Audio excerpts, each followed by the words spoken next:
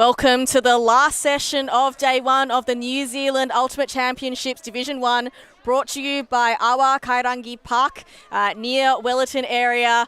We are really excited to bring you a two women's teams here. We have got the Cannons and Hammertron Mahuika. It is Avril Tam here with Blair Munro. And what a pleasure it is to be. Despite the weather, our spirits remain undampened. Hammetron, Mahuika, much like their namesake, getting ready to bring the fire. Cannons, much like their namesake, not afraid to fire back with shots of their own. It's going to be a very, very exciting match for you today. As we see the fog in the background just descending down on the fields, visibility in long range not the greatest, and the wind has been present for most of the day. A little dry in the earlier afternoon session, but certainly heavier now as you see all the players just a bit reluctant to take those rain jackets off. Yeah, it's one of those things, right, until the absolute last possible minute. Maybe a break between games, a break in the schedule. Even though they've been out here warming up, trying to stay dry, trying to stay warm. Looks like Hammetron are going to be coming out on defense. So we've got our offensive line here, the Cannons getting ready, making sure they've got their light kit on. So they'll be playing out of the light uniforms, facing off against Hammetron in the dark kit on your screen at the moment.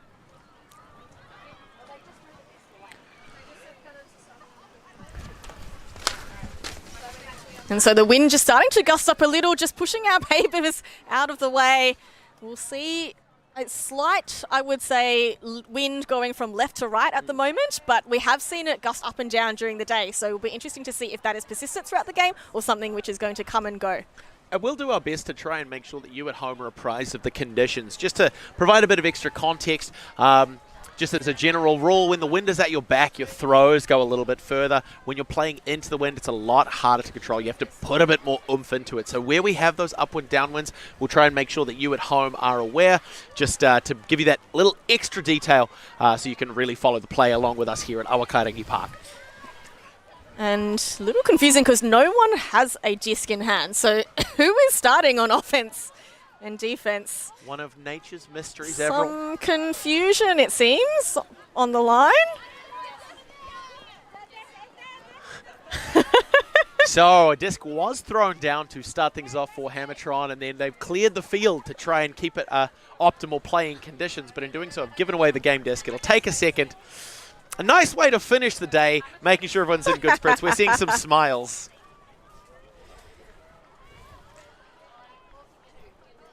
So it is going to be Cannons with the disc to start things off. They'll be coming out on defense. Sure, but interesting with the wind now to see if they apply some kind of zone just to try to slow things down, especially given that Hammetrons will be working in a slightly upwind direction to start their offensive point. Svitanovic with the pull. And that's a pretty decent one, downward, sliding down, hitting the ground, but stopped pretty quickly by Hammetron. As we see, it looks like a match defense to start with, but a bit slow to get close to their matchups. And it's forced to this close sideline. It's Ellie with the disc. And swings that back across. Hogan goes up line, a lovely grab up top. Great take by Sun.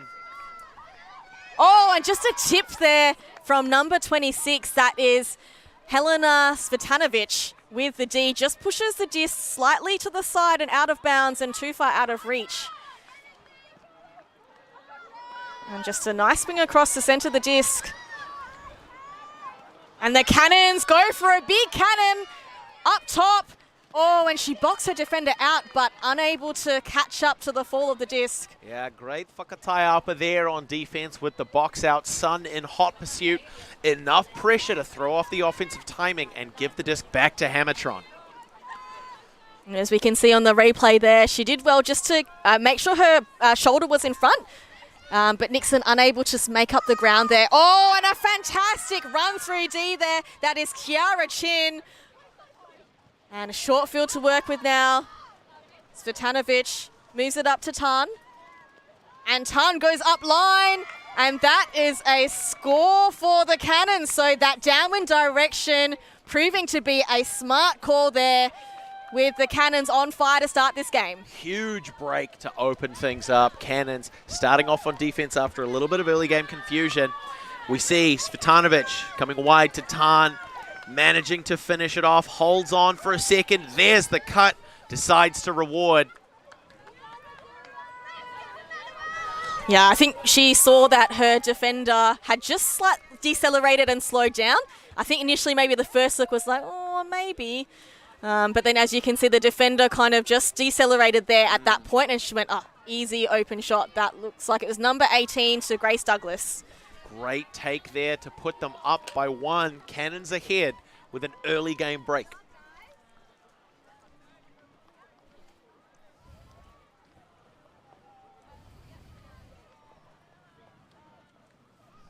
So both teams will just be settling to the game. It's always interesting at the beginning, the first couple of points, just trying to establish what you want to do, but also try to work out what the other team are wanting and see how you can make adjustments through the rest of this game. As we said earlier, it is to a score cap of 15 today with a soft time cap of 90 minutes. So plenty of game to work with going forward. And some great offensive powerhouses to take the line for Hammertron, Mahuika, Jourdain, Taylor, Lawrence, Carter, Hall, Jacobs, and Lambert. So a pretty decent upwind pull goes past half field. Great put there by Sanders to set them off early. And it's a horror set on offense. A lovely inside flick here, opens up, but there's no continuation to speak of. Has to hold the disc a little bit, but moves it up. And just swinging across now. The defense of the Cannons doing well to slow things down. Oh, and that's a foot block. Big touch. That's a massive block by Jessica Chambers. Earns a break opportunity number 2 for the Cannons. And Tiang, oh, lovely sweeping backhand. A nice gainer there to Hamid. Oh, and that one just goes past the outstretched hands of Sarah Valentine. Good pressure by Jourdain to help close that window. Carter puts a shot up. Oh, and the cannon player, that is Ellen Sanders, who has a massive reach to accelerate into that D and pushes it out. What a big shot. Love to see that. She thought her defender had great space, but just this closing speed there of Sanders. Look at that smile on that face. You'd be pretty happy after a meaty block like that one. Shutting down Taylor, pushing into the deep space. That's right, shooting through like a cannon as fast as you can see. Oh, and that swing is through the outstretched hands. Sanders unable to get her hands around the disc with a very short field now for the Hammertrons. Kelly Carter, number 80 for Hammetron. Mahuika to pick up and initiate a strong fan favourite, not just in Hamilton, but also the ultimate community in New Zealand in general. Big take, manages to find that connection on the second attempt. Carter to Taylor, a good finish to that point to put Hammetron Mahuika on the board, tying the game 1-1. Bit of a sigh of relief, I think. 4 turnovers in that point, but you see just shooting through. I think the defense might have just got a little bit confused. It is just an open space. Hit him with the old razzle-dazzle. Yeah.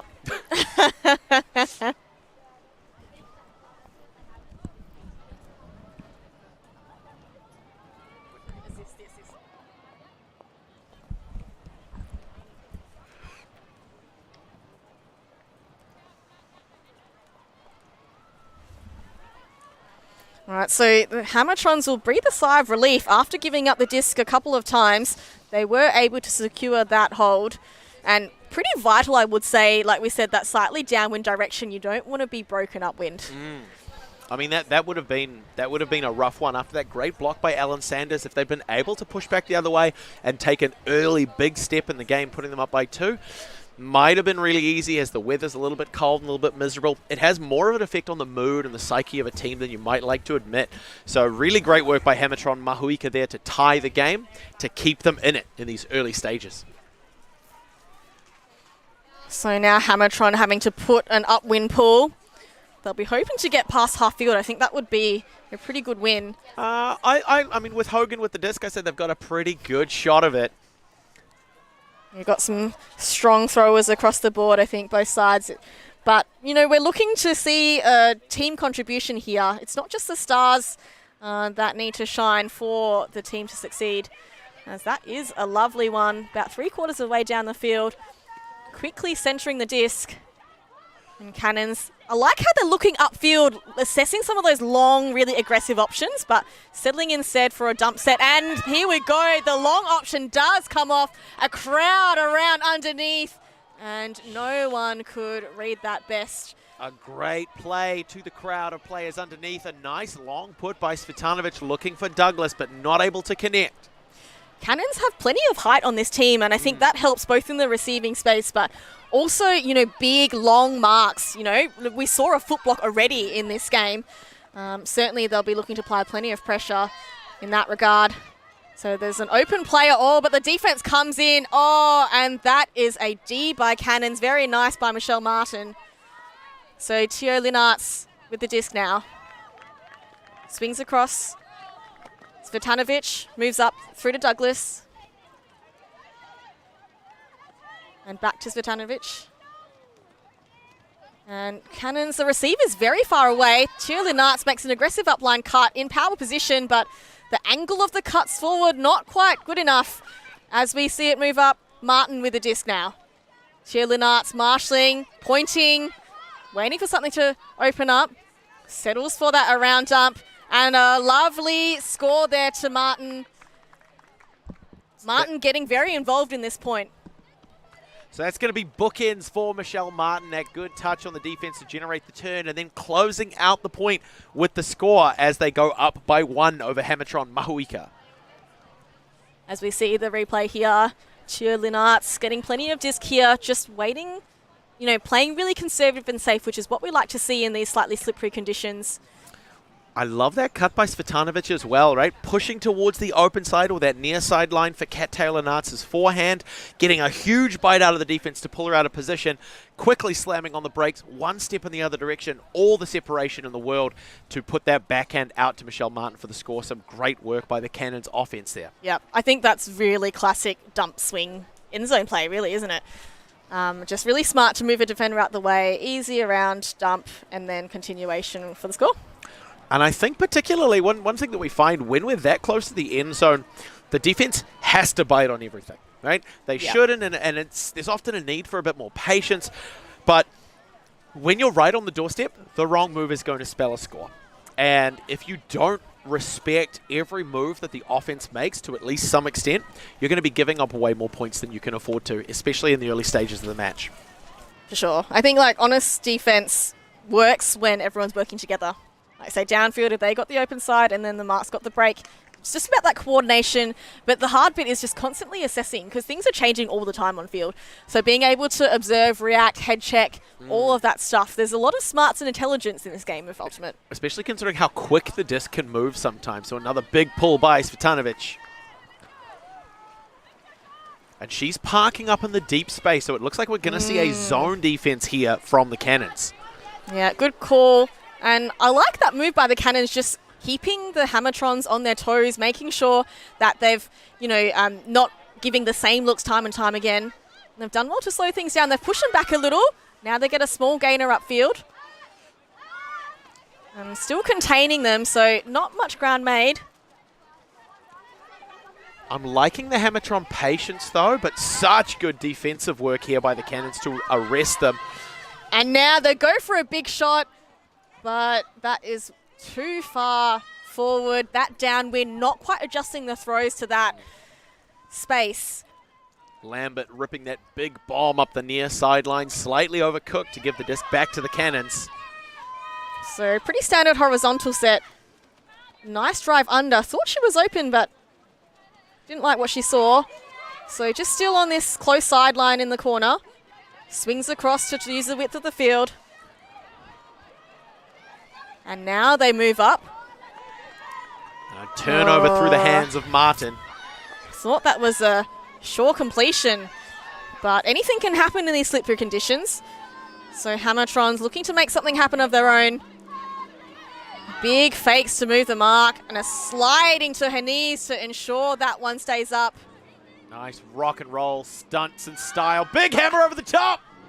Oh, just outside of the reach of Sophia Hall for Hammertron, hoping to tie it up. Hammertron's true to the name, hey?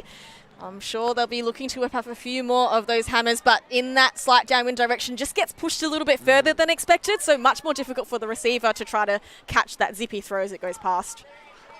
I mean, it's great to see it. It's something that Cannons need to know that they have to be on the lookout for if they want to maintain a strong defensive presence in this game.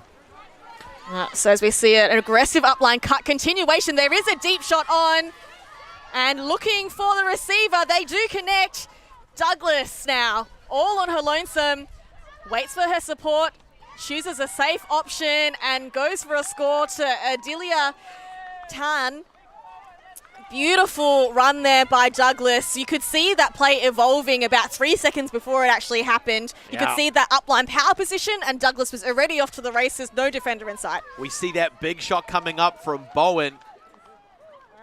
We've got Douglas here only meters away from the end zone. Tan in a great position, unmarked, pushing towards the far sideline, leaving the defense on the back foot. It's just enough of a window to close that one out and give them a 2-point lead in this game. So that is 2 breaks ready for Cannons.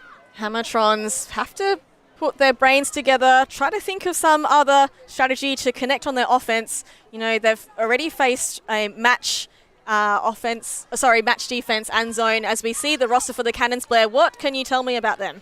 Oh, good grief. What can't I tell you about them? I mean, we're seeing some really solid handler movement from the Cannons. 29, Kat Taylor-Nartz. 39, Madeline Tiang, joined in the handler space by Helena Svitanovic. Quite often we've seen Tiarafai McGuinness play as the third in that core on the Cannons side, but not being on the team this year, maybe taking a season off. Helena Svitanovic doing a great job stepping in, providing that additional support. Some really strong downfield as well. We've got Annabelle Fraser, Grace Douglas as well, who've been getting the disc in the deep space quite a lot for the Cannon side. Yeah, Douglas already stamping her authority on this game.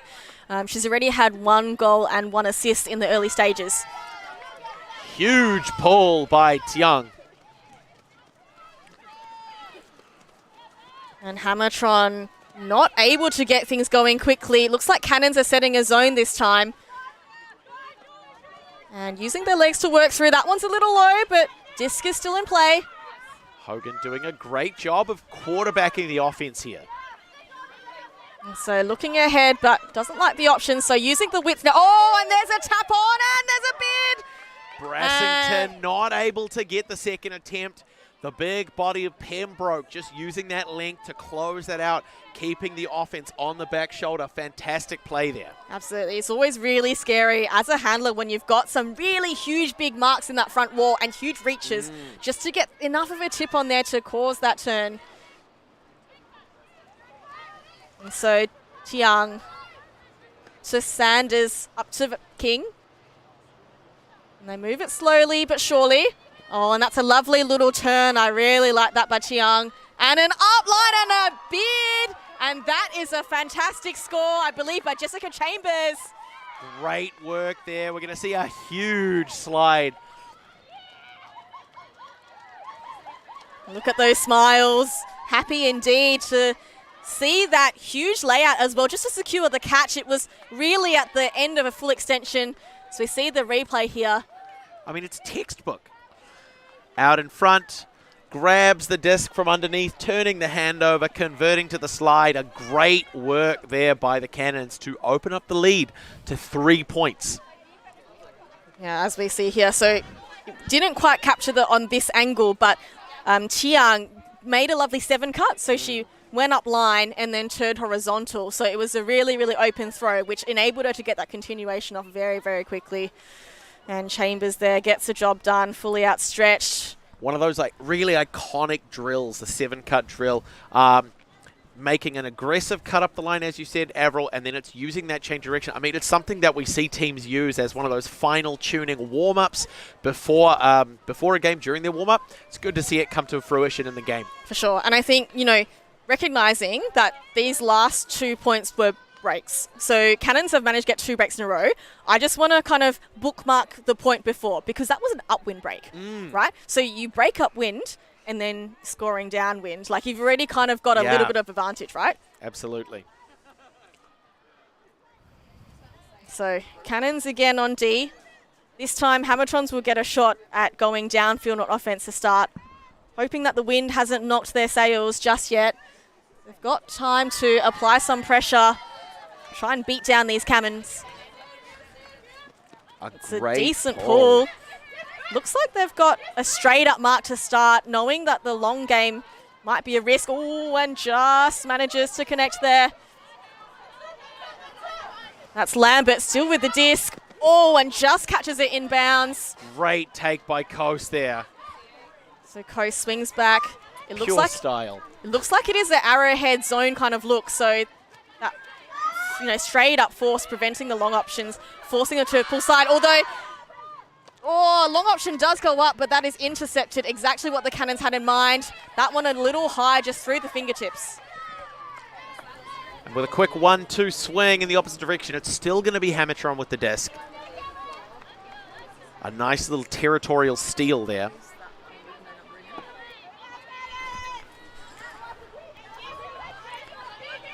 So bringing it in, all high, but Carter makes good work of that. And Jacobs pivoting to move the mark, doesn't like, and having to move sidewards yet again. Sue goes back to Jacobs. Oh, and that one's intercepted. Chambers again getting involved. She's gone big this game, and she goes for a big shot of her own. Oh, I can hear the shouts of get up, Jess, and get up she does on that second bid to save the disc. The Cannon, 3 breaks straight to make it 4-1. Despite a monster touch from Taylor, it's not going to be enough. Game to 15, half at 8. Cannons now up by 4 points. Only 3 points away from taking half. We see it again. Chambers with the intercept. Big long shot goes up. Oh, just the sound mind to keep her eyes on the disc. First bid, you never know, you might get a second or third opportunities. As you can see here, the Cannons just shooting their big guns, flexing their muscles right now. And the defender just having to try and get some kind of pressure on that disc. But I think Jess was confident that she was going to come down with that all day. Great take there by Jenkins to continue to emphatically pressure Hammetron in this half. 1 goal, 1 assist. Huge defensive pressure from Jess Chambers, doing a fantastic job on your screen at the moment. But a disc is live until it touches the ground. That's Ultimate 101 for you there. Never give up, never back down. For sure. We saw some fantastic fight earlier this afternoon. We know that the Blueberries were down and out really, but never, gave up. And that spirit, the fight, the energy, getting that sideline presence as well. I think that really helped to bring them back in that game. So I'm hoping that the Hammertrons have also got some of that spark of energy. The sideline can really give to the team. We know it's been a long day. They've played a lot of games, but it makes such a difference psychologically to be able to continue pushing knowing that your team's got your back. Great pull by Bowen to be fielded by Sun. A little bit of a bobble there is going to let the defense get close and start to apply the pressure early, but Hogan's there for support. And Cannons again setting a zone, but Sun managing to sneak that one through. Oh, and a nice 1-2 there. Tan nearly getting a touch on that one. Oh, and that's another close bid, but Hammertron's man. Oh, and that's a block. I don't think she realised that it was coming. It was just a reflexive tap there by Chia Linarts. And she puts up a big one. Oh, receiver in Hogan position. with the touch. Hogan, that closing speed, so impressive. And she's pleased with that effort. As we see on the replay here, she was a couple of meters behind, but manages to make up the ground. Outstretched hands, just managing to get that outside rim of the disc here. And another look at that. Now, I'm no maths teacher, but 72, bigger than 24. Great. I mean, Marty Hogan just built a little bit different. It's going to give the disc back to Hammetron. We're going to see Sun bring the disc to the front of the end zone to initiate their offense. A bit of a W stack almost. Looks like they're running more that hex that we've seen from Hammetron in previous years. Yeah, the hex probably a lesser use. Oh, and a fantastic sliding grab. That is Ellie with the disc. A little dump backwards. And Hammertron's now quite stagnant upfield. I mean, if they're using this hex, and Sun gets in a good position. Oh, now another one through a couple of defenders. Using some give-go. Really gaining some good meters here. So Hogan moves it back to Palmer. And now moves up through to Ellie. So again, a bit more stagnant upfield. Oh, and they are being so aggressive with their throws.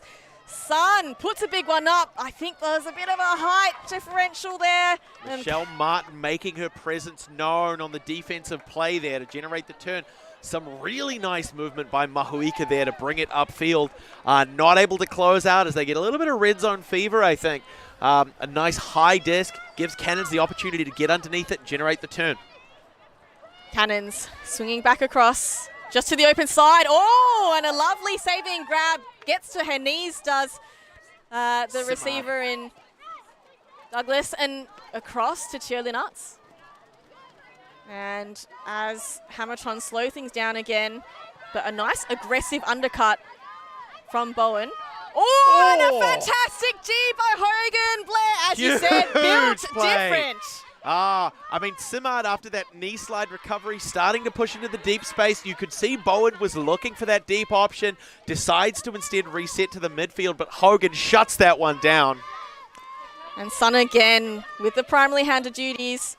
Fakes a couple of options, elects to go across and back, and gets that up line, but there's no continuation. So the connection between the handlers and the downfield for Hammertron at the moment, not quite happening.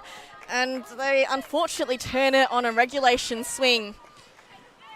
So Hammertrons, when they connect with their downfield, they're looking really good. But at the moment, it's just getting shut down too easily by the Cannons. The rain is starting to come down a lot heavier, but Simard going to get the upline. And Simard, a bladey forehand right into the palms of Lucy Nixon for the score. The Cannons, yet another break. That is 6-1.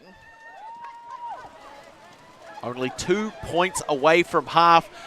I mean, we've said it a couple of times throughout the broadcast today, Avril. The scoreline not reflecting the intensity of the game. At the moment, 5 points up for the Cannons. Hammetron, Mahuika, they've been working really, really hard, but Cannons are doing such a good job of picking off their lower percentage throws. When they get a little bit hungry, get a little bit greedy, they start to force it. That's what we're seeing from Hammetron. And we're seeing the Cannons get in the way and shut that down and be even greedier, be even stingier with the disc. They're really not willing to give it back and give Hammetron an opportunity to stay in the game.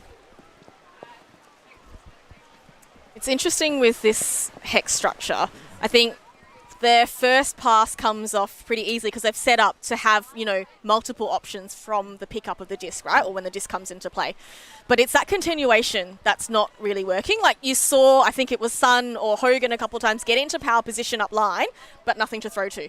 Yeah. So, they really just need to work on that second stage. Yeah, I mean, when we see things like horizontal stacks or even vertical stacks, quite often the second cut is a lot easier to anticipate when it needs to come. So we see that first cut, the player gets the disc, and as it's about to reach the hand, that's where we typically see that second cut develop into the deep field.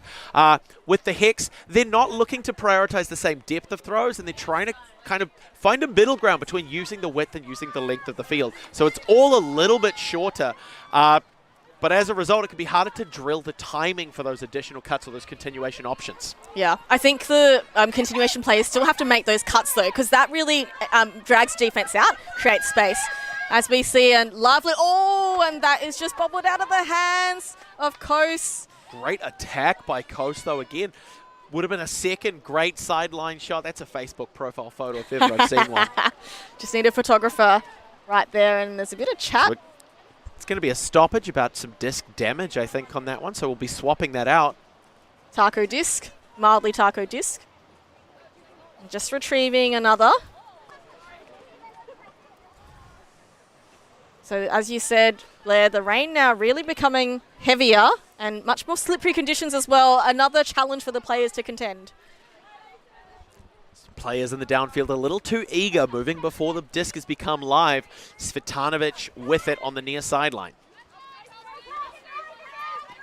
As usual, just going for that dump set with the swing across, using the width of the field. They've been doing that really well, Cannons, and that's certainly paying dividends. Now on the far sideline. Oh, and a nice upline with a little jink to get free. Svetanovic. Oh, I thought she wanted the big, but receiver not quite in the right space at the right time. Douglas, another upline. That one's to Tan. Pooley aggressive on the defense, really trying to shut everything down. Svetanovic to Tan. Oh, and commitment to that bid. There might be some chat about whether it was in or out. It looks like Tan's going to immediately recognize, hey, I didn't have that one inbound, so it's going to be a necessary turnover to be picked up and initiated by Kelly Carter for Hammertron Mahuika. So, you know, doing well, Hammertron, to force them to that sideline as they go. A big high bladey forehand on the defender here. Tan again. Oh, no, Chin, sorry. So Chin does well to get up high in front of her opponent. And same again for Svetanovic. Looking for that handler now. A nice strike up line. Oh, and that's a floaty to the back corner of the end zone. It is a completion. Nixon again with the score as Cannons go one away from taking half. Zara Bowen there to Nixon. Getting involved in the score. That was just really nice, you know, up the line aggressive, power position control, and able to connect with the downfield, which is what Hammertron are trying to look for. I love that initiation from Boa. Just that explosive first step. Plenty of time.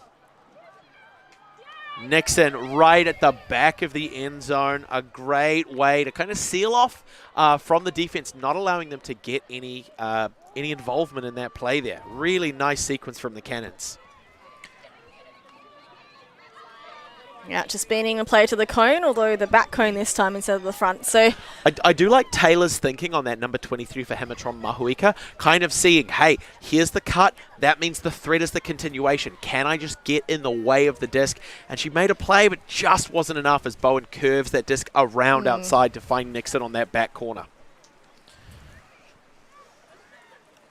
As we see the locals, I love the matching umbrella on the jacket there. A lovely aqua turquoise green. Honestly, the only thing better than that color coordination is the Cannons coordination on the field, as they've got a 6-point lead over Hammetron Mahuika. Just finding those connections, really, really dialed in. Their offense doing a great job of just making those connections. Recognizing the best cuts, recognizing who needs to get the disc in order to keep things flowing. It's really, really beautiful to see.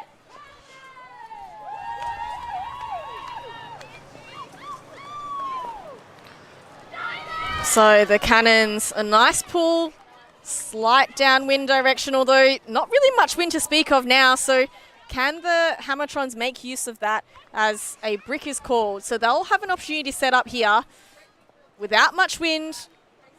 Yes, we know it's a bit wet and slippery, but can they continue being aggressive, continue being definitive with their cuts, getting that separation? Someone's got to be poached. Yeah, seeing a little bit of a zone defense again. Hogan doesn't uncork that one. It looks like there's a call on field. I think it happened some seconds ago. A foul accepted, it looks like, in that downfield space. Yeah, Taylor Nart's bouncing off the very, very strong, very solid Genevieve Palmer. Shout out to BFT Hamilton, who've helped her with her conditioning over the course of the season. Crash up, please.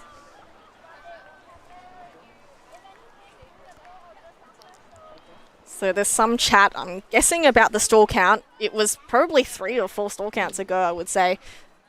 Yeah, relatively long sort of continuation between the foul occurring, or the initiation foul when the stoppage should have occurred and when everyone on the field was caught up.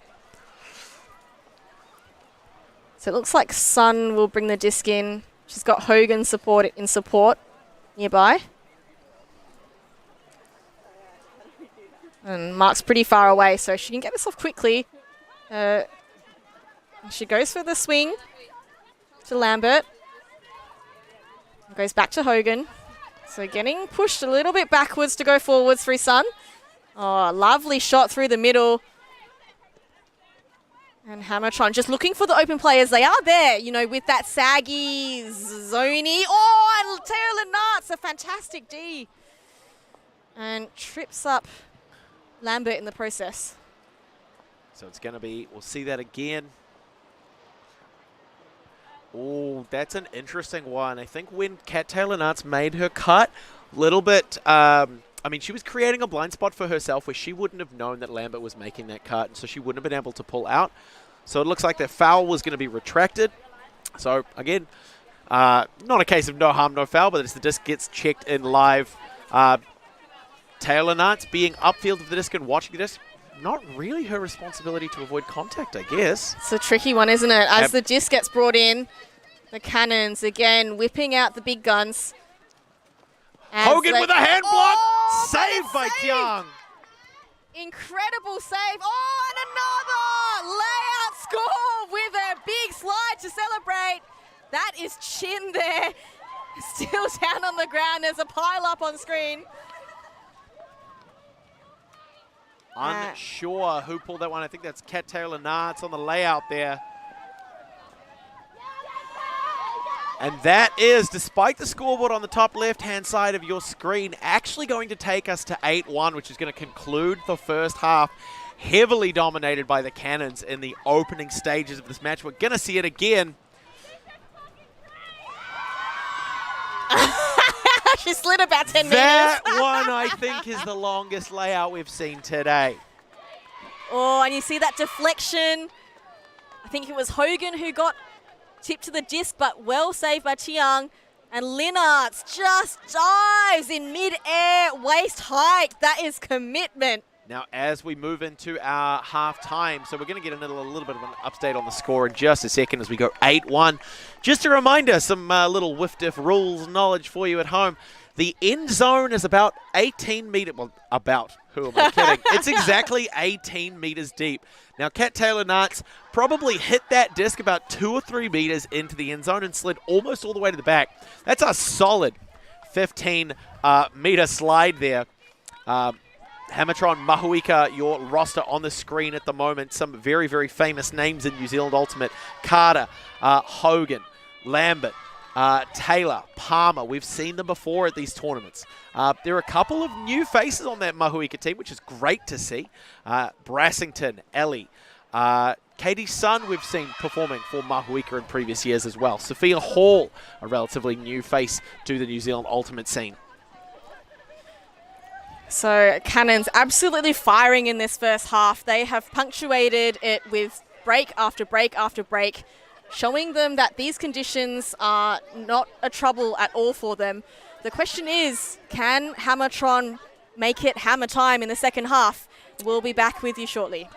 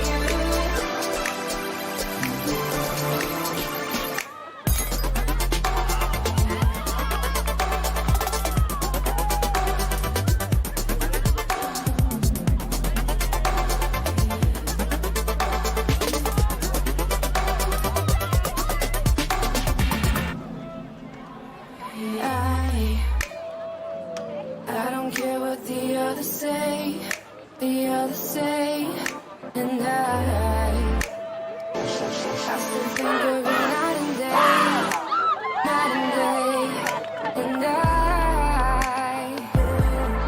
yeah, I lost my way, I lost my way. I can't walk, can't talk, can't fly without you. I'm so lost without you.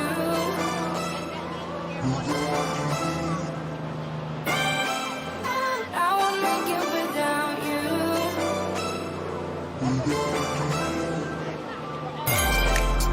I'm so lost without you.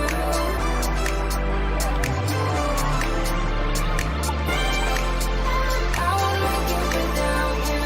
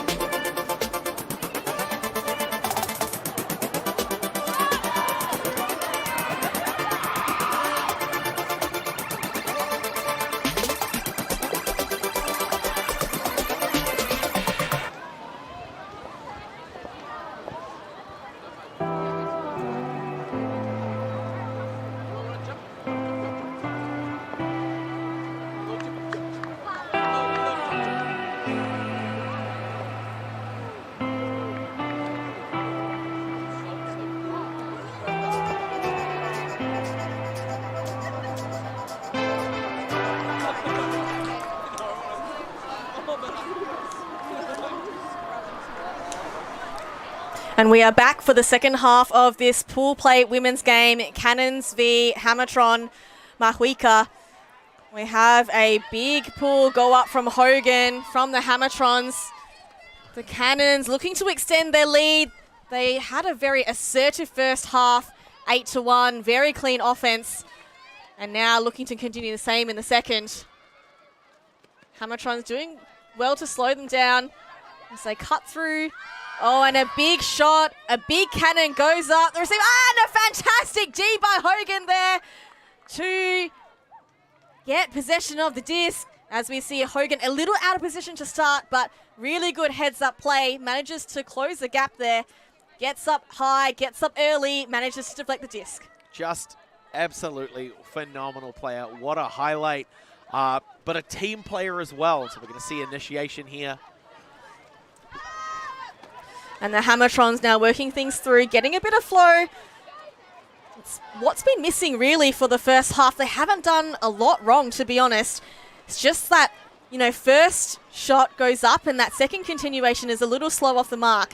And by the time, you know, when you're playing at this level, the Cannons have already slowed down. And this one goes into a contested play, unable to be completed.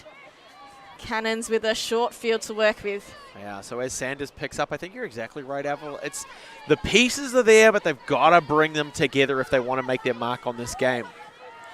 And Cannon's just really punishing on that upline cut, but that one is a slight overthrow. Rare miscommunication there.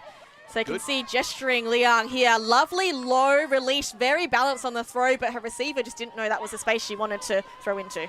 Well, I mean, like I always say, there are three lines that win a game. There's the O-line, the D-line, and your sideline. Communication, so important in a game that is as fast-paced as Ultimate, especially the kind of Ultimate that we're seeing on display here at Awakairangi Park. So Hogan again, nice early shot and early cut to Palmer.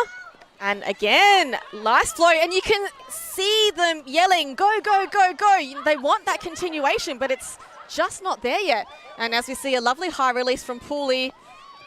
And moves up quickly. Hogan goes for a longer shot. Is she going to get there? Oh, a great bid by Coase with a full 180 through the layout. I mean, hey, the benefit there is eyes stay on the disc. Coase through the end zone there, even with a little spin to finish. The little Akira slide like on the motorbike? Come on.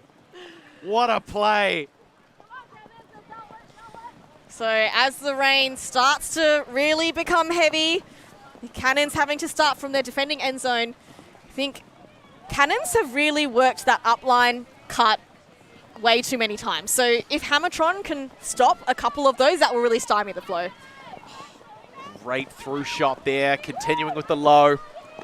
Nice moving here. We've got Chambers one more time midfield. And a second lovely inside flick and a long shot on two receivers in this space.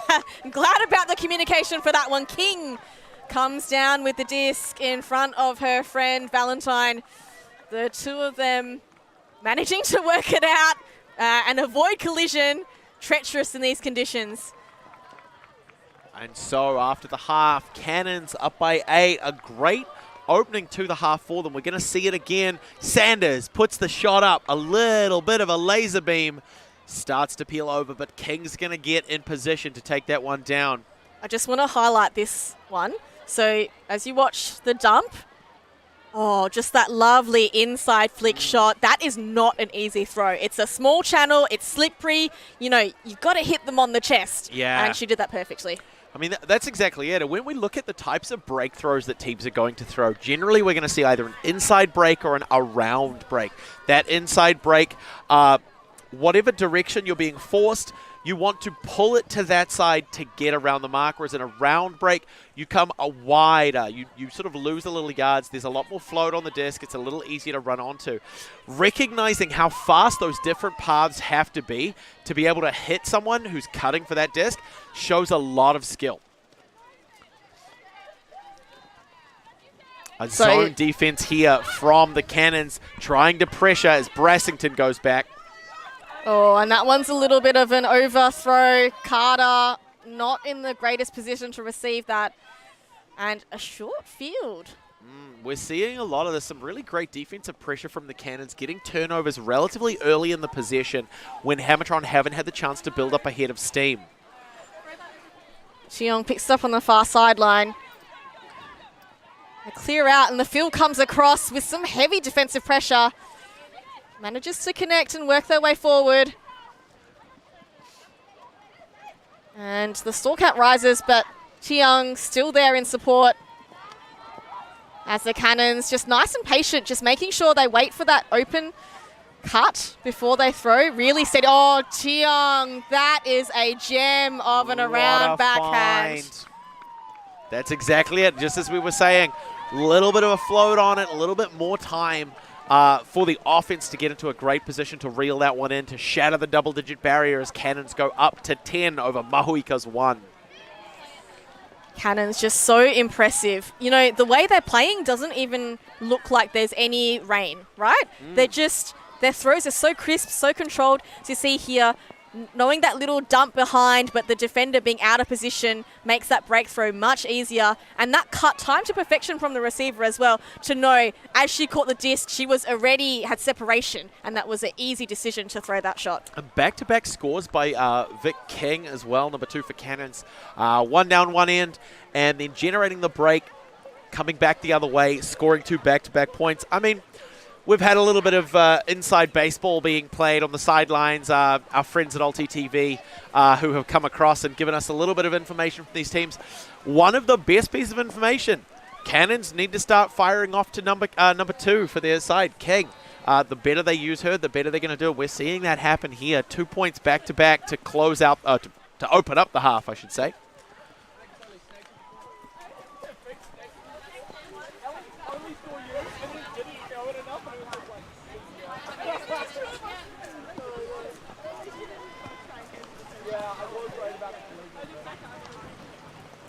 So as the Cannons extend their lead, hoping that the Hammertrons can find something to inspire them.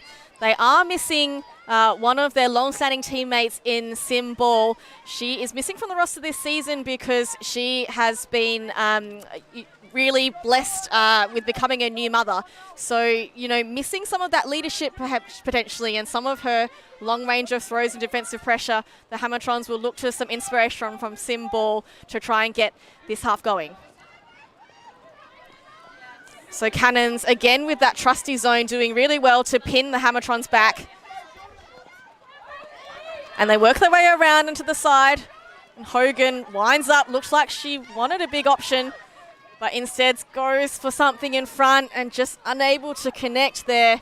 Just some miscommunication. I think sometimes when you're down, you start getting a little bit nervous. You're not going at 100% because there's some doubt in your mind. And, Cannons have really earned this. Oh, and then Lambert with the shutdown. You love to see it, that recognition. You've got a player like Taylor Knott who loves to work in the handler space specifically. So you see her get an offload to the far sideline. It's really great vision by Lambert to recognize, hey, she's going for that strike cut. Where does she have to put it to get around the defense? And can I get myself in a position to help shut that down? Yes, she can. Great work. Hogan winds up and goes up. She's looking. Oh, second slide from Kos. Not going to be able to pull that one in, but some great territorial play, if nothing else. Svetanovic to pick up, firing back early. And no mark to speak of, so a big shot goes up, and surely someone's going to come down with this. Who is it? Oh, fantastic grab there by Simard. Pushes it across to Douglas, looks for Simard again. Oh, but it is her teammate in Martin who comes down with the disc. Cannons with a very quick score. Really nice return there off a big bomb from Taylor Knott. A great pursuit by Jourdain. Playing for under 24, not only on that defensive attempt, but also on the national squad. Great work by Simard to come down with that one. And probably not the intended receiver, but Martin good with eyes up, knowing that that was the space that they wanted to attack. I mean, that was some glorious play there and really difficult one-handed grab in the wet. So working very hard is Simard. And as we said, under the World Under 24s just around the corner. I'm sure she'll be using this tournament as really good preparation for that campaign. Absolutely. I mean, and just to piggyback off that, like a big, beautiful assist from Douglas on that one. That recognition of just how much space there was. We had Simard pushing into the deep space. Jourdain was on the back foot. It's a throw you'd put out into space and just recognize, hey, there's enough people there that somebody's going to come down with it for my team. So really, really great work. It's a great opportunity to see as a handler as well. When you see that, you're like, I can just put it up. Someone will get it. Takes a lot of the pressure off, which is fantastic in a stakes moment like this. I think that is really, truly the difference in this game, hey. It's that continuation cut. It's the timing of that continuation cut specifically. Cannons have got the timing down to a T. So, the person who receives a disc looks up and it's already there. For Hammers, it's just, 1 second too late, 2 seconds too late. And by that time, it's covered. So that really is the key difference here. So again, with that very effective zone.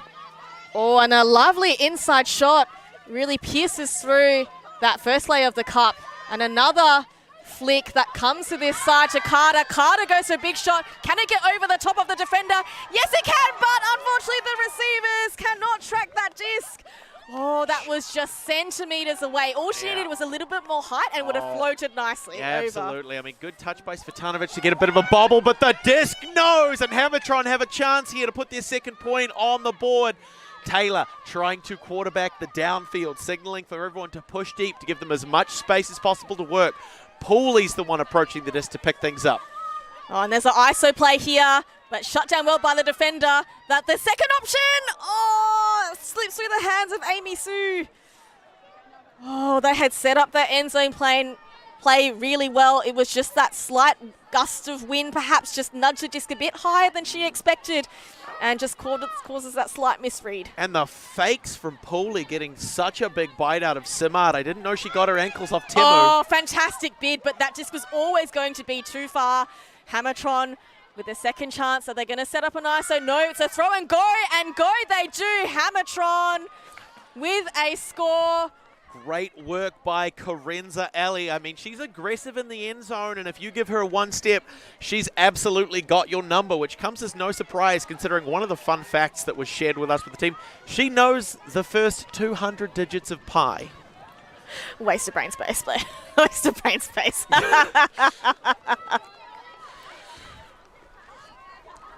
Good on her. That's some high IQ plays there, though. A great way to put that one on the board. Still, it may be too little, too late. We're going to see Hammertron come out on defense, a 9-point deficit, and only 4 cannon holds left before the doors close on victory for them for this game.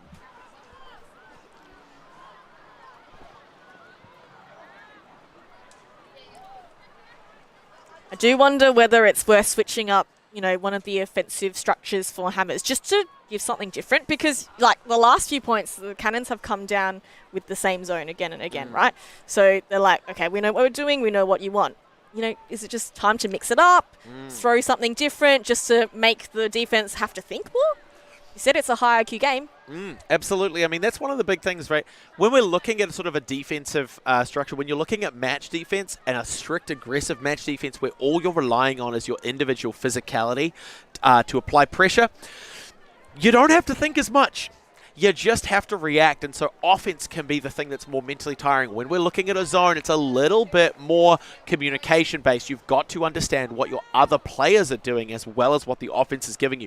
Can be a little bit more mentally tiring. So, is it possible? Yeah, Hammetron make up a change on offense and try and give the defense more to think about, use that to really claw back some of the momentum. Although this time they do get to start on D, so it means that they've had time to prepare their defensive strategy. And that's a really nice floaty pull, allows Hammertron time to get and apply some pressure. And it does look a little zony on the approach. Yes, it is. Also, a similar 3-3-1 does look like an arrowhead. So forcing the cannons to show them and prove to them that they do have some throwing prowess. Oh! And that's a fantastic bid, but exactly what Hammertron needed. Forcing a turn. In their own half, no less. Sun to receive. Jourdain. Hot pursuit. She's got it. Jourdain, incredible steps in front of the defender. She had a lot of pressure there by Tiang, but just attacking that disc with gusto, making sure she got high up and above. That was fantastic play. What a way to earn that turn. Sun in acres of space, saw that the defender was looking the wrong way. And that was a vital reason why she was able to get free in that space. That was a huge attempt by Tiang to close that gap, but Jourdain, Grace gonna get it out in space. What a beautiful take there. 11-3 now. So, first Hammetron break of the game, which is a huge moment for them. The question though, is it gonna be enough? 11-3, cannons are closing the door. It's nothing like a fantastic point. You know, they earned that break. You know, we said firstly, they scored that previous point. They had time to set up what they wanted on defense, right? And I think it's fair. Yes, cannons have shown that they've got plenty of throwing prowess, but can you do that for a whole game?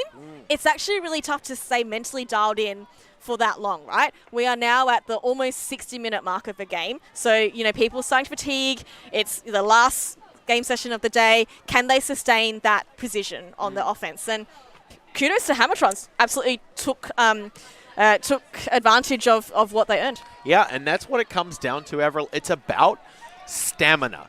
We've come all the way to the end of the season. We've got our Division 1 championship right now. Every single game just starts to burn away at the fuse of your teams. And the question is, do you explode or do you crumble? So Tiang, and that connection, a little dishy to the dump, does not come off. Hammertron, again in the driver's seat for this point. We're starting to see a comeback here. And as they work their way through Ellie, and nice flow initially, but slow things down now. Some really nice offloads by Hall to work in that midfield space as well, which is great to see. So Lambert having to go backwards and just moving sideways to change the angle of attack. Two cuts coming, and he makes good to that one. Lambert again, and a nice look upfield. That connects with Hall. And again, just being really patient, choosing 100% options, which I don't mind. But certainly, I think as the store rises, the pressure does too. I'm liking the patience on display by Mahuika, though. Through shot off the hands of Jacobs. It's going to be a turn and a crucial one for them. They couldn't really afford to give that one back. The flow was so good. There was a really good sequence there where we had Lambert slash cutting or strike cutting out of the handler space. And it opened an opportunity for Hogan to come back on the under. It's coming out low, looking for King. Oh, incredible. Inside out flick there. King did not have to break stride at all, and she flips it over the top. That was a well-needed score to the Cannons, to Elle Sanders. Sorry, that is Natalie Pembroke with the score. So the Cannons, after the Hammertrons getting a break, manages to settle down and secure a well-needed hold. Yeah, taking them 2 points away. Oh, look at that beautiful. That was an inside-out flick. That shape, that float, it was perfect. And King, just a over-the-top flip. Yeah, Pembroke working hard, making sure she was in good position. Oh, that throw. Mwah. Very, very pretty throw. Fielded well by King. You can see the defense scrambling to shut down the next option, but they weren't able to shut down Natalie Pembroke, who manages to pull that one in. Cannons up by 9 as the score is 12-3 over Mahuika. And I know, being up 12-3 doesn't feel like, like Cannons under pressure. But at that point, it felt like they were under pressure. Hammertrons did actually earn the disc, right? Absolutely. I mean, we're starting to see their defense really fire up in the second half. It can be a little bit of almost damning with faint praise to describe a team as being a second half team, but quite often, you mentioned before how much of a game of stamina this is. Are they able to maintain that level of precision that we've seen over the course of a whole game? We're an hour into some really intense play. As it starts to fade, and Hammetron are just clawing back on every tiny little fingernail hole that the Cannons leave them. Yeah, the longer you're out there, the wetter your socks get, and you're kind of trudging through the mud as well. So some difficult challenges for all of the players to contend with. And again, the Cannons defense driving Hammertron's back. Goes a big option, and somehow that ends up in the hands of Palmer. Magnet hands for Genevieve Palmer to Jourdain for the score. Palmer to Jourdain. Hammer time. Time to make quick work of this offensive point as the rain tries to dampen their spirits, but the Hammers are here. And let's have a look at that replay. I think that was a bit of a hand block which caused that deflection, but ended up working out perfectly, deflecting straight into Palmer's hands. Clutch reception by Palmer, who manages to put it up long, recognizing Jourdain as such a wonderful threat. What a beautiful target to see in the end zone. She's got the height, she's got the ability to read. We see it happen. Palmer uncorks. Defense closing, but it's not gonna be enough. Svetanovic can't close in time, and Jourdain pulls down the score to bring Hammetron back within 8.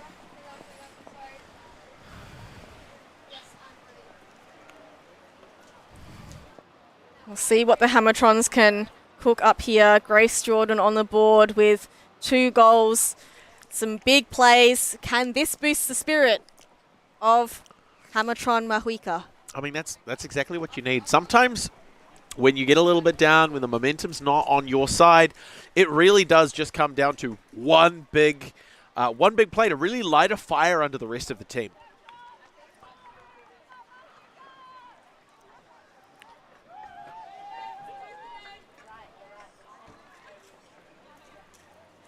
Carter with the disc for the pull. We've got Brassington, Jacobs, Lambert on the field. Ellie, Lawrence, Hall.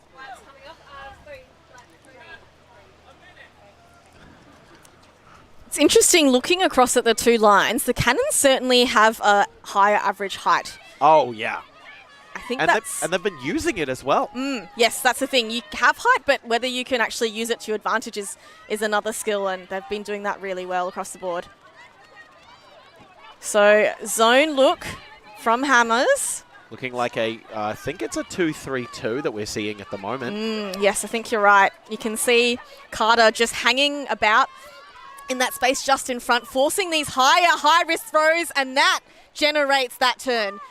That's what a zone D is all about. Big, high release outside backhand coming off the top of the hands of the intended receiver for the Cannons to give the disc back to Hammetron. It's going to be Kelly Carter to pick up and initiate that same hex structure that we're seeing.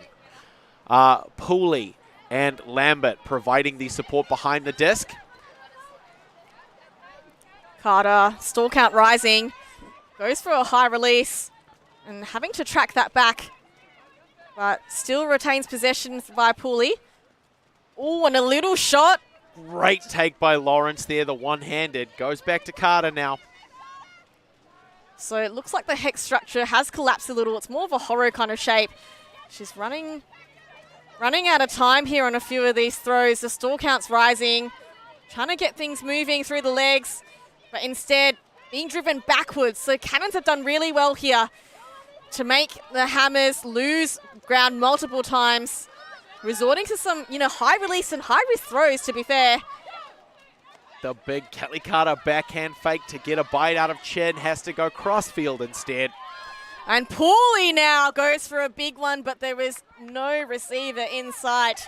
And that is really kudos to that really oppressive Cannons defense. One of the things as well that we noticed with that hex, I guess, folding into horizontal structure that we're seeing from Hammertron at the moment is that if those deep cuts aren't set up, no one's going to be able to respond to the disc in time to recover from those long options. So that might have been maybe a territorial option as well as it was a well thought out one. So Cannons bring it in again. So still a zone. Looks like they're still going to hold that zone structure, Hammers, but having to make up a lot of ground. But that one is a slight overthrow, earning them another opportunity. And Poole races to pick it up. A big high blade to Lambert. And another flick blade, making sure to keep it a little bit higher. Oh, and there goes a big shot. For Ellie again. IQ for days. What a read. Oh, good grief. Quick literacy check for those at home. Yes, she can read. What a take on that disc to put another one on the board for Hammetron. Mahuika coming back within 7. Incredible play. So interesting, the Hammertrons electing for a couple of bladey, higher forehands. And then that lovely continuation. So this time they have made really good use of that power position that Lambert was in. We see again, right? Hall takes the disc. Lambert comes through on the give-go on the outside of Douglas, puts the shot up. We see it one more time. Bowen on the wrong shoulder, has to readjust. She's a little bit behind. She's not going to be able to make a play, and Hammertron are able to capitalize. Yeah, I think that is kudos to timing on that cut from Ellie.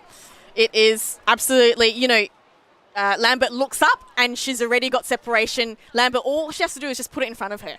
So when they do that, they can score, and they can score quickly. Yeah, absolutely. I mean, and they were able to generate turns on defense.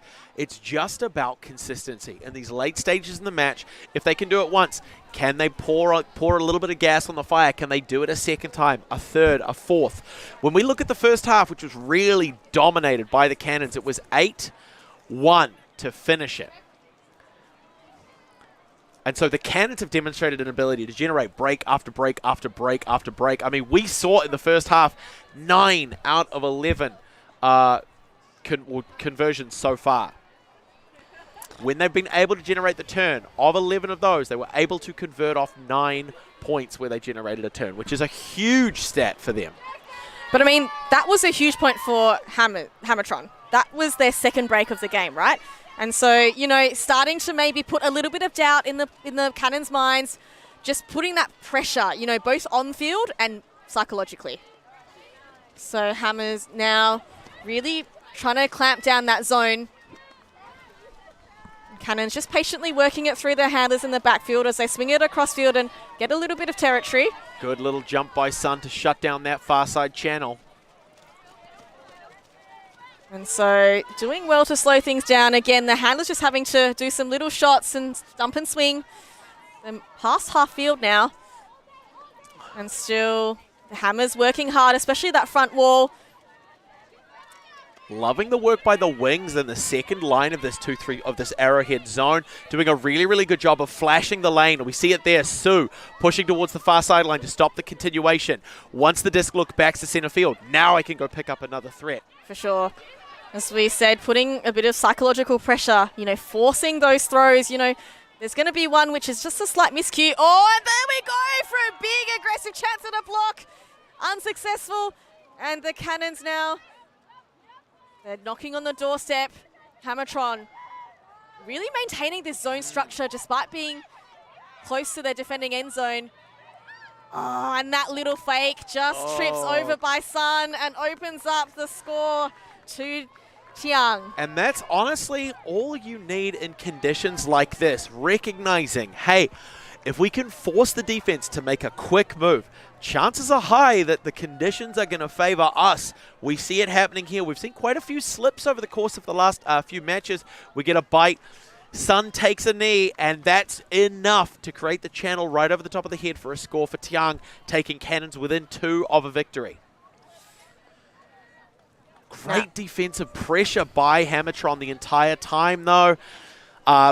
Really forcing the Cannons to respect their agility, their read, their awareness. No, we didn't see a replay of it, but just before that, there was a defensive bid attempt, right, from that middle, or, the person in the middle of that second wall. Big dive from Taylor in the center of that That's zone. right. And so I think it goes to show that even though on the scoreboard it, doesn't look very even, I feel like the Hammertron team have managed to gain control, right? As in they're able to direct the disc and direct their opponents and push them where they want to go, right? Because when that happens, that's when, they throw into where you want it, and that gives your teammate the opportunity to bid and get a block. So, yeah, even though it's not, they haven't maybe scored as many, but they've managed to gain control of the game. Yeah, I mean, absolutely. We've got a little bit of team working behind the scenes trying to keep track of stats for us. That was a 20-pass offense for the Cannons, which is just a testament to how hard Hammetron was working to isolate it.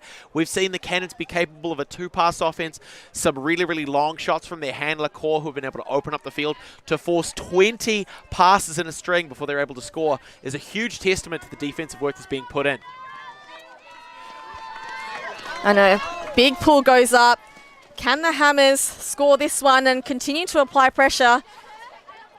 They just go for a little one to the sideline to Carter. She looks up. Oh, and a spicy shot through the middle, but a lovely gainer. And then there's a move through. Lambert to Ellie. Back to Lambert.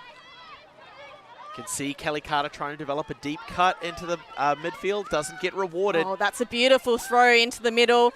That flow is looking really nice. When they can get the disc through, they just need a little bit of follow-up, and Lambert does that.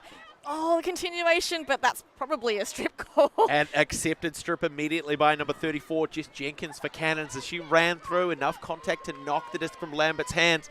Lambert doing a phenomenal job here on the field. We've seen her on a series of Hammetron runs where she's just managed to just chip away at the Cannons defense. Oh, I thought she might have put that to Lambert. Lambert's having a really great point, just really driving with her legs and finding spaces just like that. And oh, that one is... Big block by Hammond. Oh, we see Lambert here go for that continuation. I like it, the aggressiveness. Just that cut a little too lateral, allowing the defender to get in between. That's it. You can't spell Ellen Hammond without a D right there at the end. And the Cannons move it up quickly. Making good work of the dump, and now they go a long option. Can Tian get there? I don't know, the afternoon leg starting to feel a little weary. Hearing a scream of layout from the sideline, even though there maybe wasn't the speed and distance to recover that one. Lambert once again dominating this point. Getting every second or third touch. We're seeing things happen in the deep space. And Carter back out the side to Lawrence. Lambert, you can see there. She wants this. She deserves this. Can she work together with her team? Up the side to Lawrence. Looks big, fakes big. There's no mark. And back up to Carter. Tightly marked by Tiang. Oh, and there's a fantastic block there by Sanders, but might be a bit of chat around whether there was some infringement on that bid. No, and that's a retracted call. So the play will stand. There's a fantastic block by Sanders. Well deserved. That was a big layout to secure that block. So Tiang's going to go pick up and initiate for Cannons. We see them setting up in a vertical stack in the middle of the field. Very conventional ultimate offense. So classic, up the line cut in the field. That field is incomplete. Carter runs to the disc, picks it up quickly, wants to get it moving before the defense is set. And surely they can make quick work of it.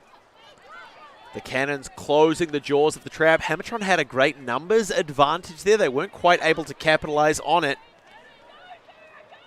Lambert providing the continuation cut, but wasn't recognized in time. Can they work this through? Just got to stay patient. There was a good touch on that one by King, I think, as well, but not enough to generate the turn. I'd love to see a little bit more movement being generated from the back. I think if their handlers can do some upline. Oh, and there we go! Great take by Brassington. First appearance at Nationals. Getting a point on stream. I mean, you could hear the excitement from the Hammetron side. Just a massive roar of approval as Zara pulls that one down. Hammetron. We'll see it again. Some great movement by Hammetron.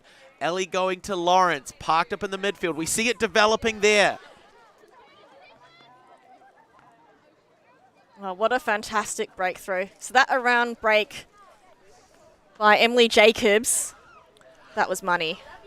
Because the cut develops here. Lawrence has the disc. The cut's already developing. Jacob gets in position, goes around Jenkins, up over the top. Brassington just backs it in. What a score. Always love to see the rookies get a score on the stream. Huge play there by Hammetron. Well done. 13-6 still in favor of Cannons. Cannons only 2 points away from a win, and they're coming out on offense now. However, we have been able to see Hammetron putting some defensive pressure on. The question becomes, can they put on enough? You're right, Blair. They've been putting enough pressure to generate possession of the disc, but in terms of conversion, that's the part which is the next step, which has been missing a little bit. They have managed to break twice, though, and twice in this half. Yeah. So that's got to give them some confidence, right? But I mean, by the same token, what's the point of making a cake if you can't get it in the oven? You know what I mean? What about one of those no-bake cheesecakes? Oh, no, but yeah, no, that's fair. But you've got to bloom gelatin. I mean, so much process, right? Whereas what we want, we just want to see crack a couple eggs, mix in some flour, some cocoa, some butter, chuck it in the oven. Give us something that we can dine out on. Cannons will be looking to have their cake and eat it too if they can manage the couple of holds here. Working it up through Tiang again, channeling this Cannons offense, but they work it up pretty quickly. I think their throwing position has been really admirable today. Just staying really patient, always a very clear throw with plenty of separation. And that flow again. Oh, Tiang goes a big shot, and why not when you've got a wide open receiver? Zara Bowen, plenty of space in the end zone to take Cannons one away from a victory on stream. And Tiang, hasn't she been an absolute gem this game? That is one goal and 4 assists, really making up a big part of the scoreboard for the Cannons. Yeah. A little bit unsurprising. I mean, we see Natalie Tiang quite often in the handler space in a lot of the Canterbury teams that we've seen. We're playing for Credo, playing for Cannons. Huge amount of presence in that space. Really, really good to see. A little bit unsurprising that she's just putting these shots up, especially when she's got receivers like Zara Bowen who have that explosive, aggressive first step, getting into a good position to box out the defense and make a strong play.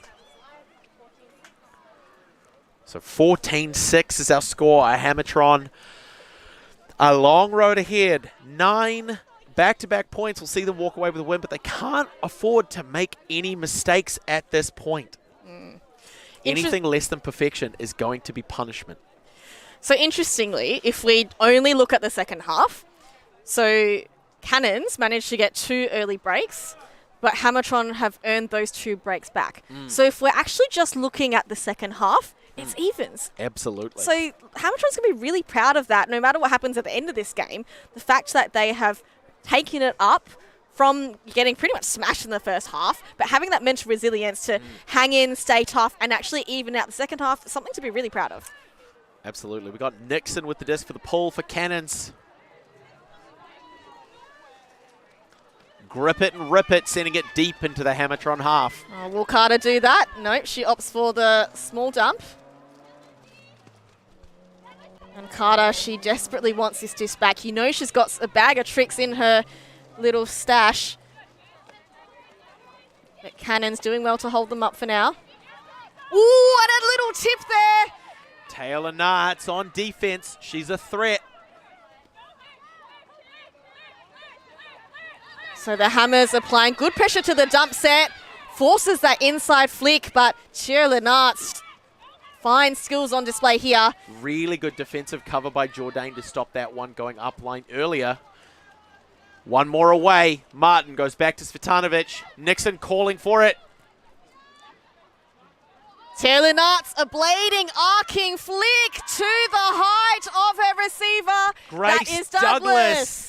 Grace Douglas is going to put that one away for the Cannons off a nice bladey forehand from Taylor Knight's. 15-6, the Canterbury Cannons walk away with a win for the final game of our stream coverage. Absolutely. Some quality ultimate on display. Have to say, I was really impressed with the efficiency on offense and the precision on offense, particularly from the Cannons. I mean, when they got things going in flow, they just looked unstoppable. I think Hammetron, they had a few moments of really nice flow, working it up quickly, but in the end just couldn't do that as consistently as the Cannons. Yeah, I mean, I couldn't agree more. When we saw Hammetron really firing, we saw things start to come together. We saw a glimpse of the kind of team they could be and hopefully will be over the next 2 days of the tournament. But Cannons, just a phenomenal showing. When they were precise, and when they were hungry, they were hungry. Yep, and that wraps up day one from the New Zealand Division 1 Ultimate Championships. Make sure you tune in tomorrow and Sunday. We've got plenty of ultimate action across New Zealand, as well as a couple of tournaments in Europe as well. So plenty to tune on ULTI.TV. This is Blair Munro and Avril Tam signing off. Matewa.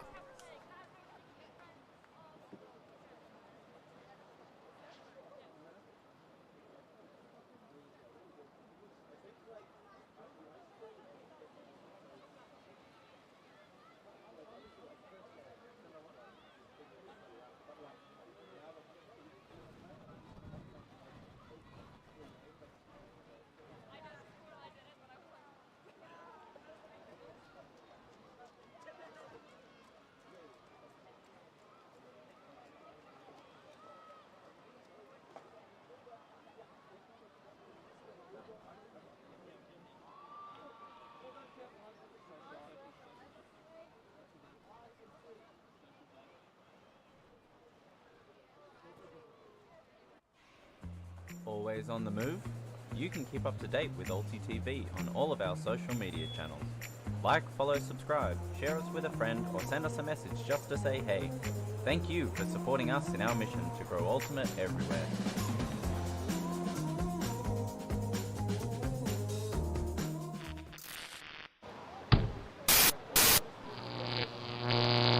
ULTI.TV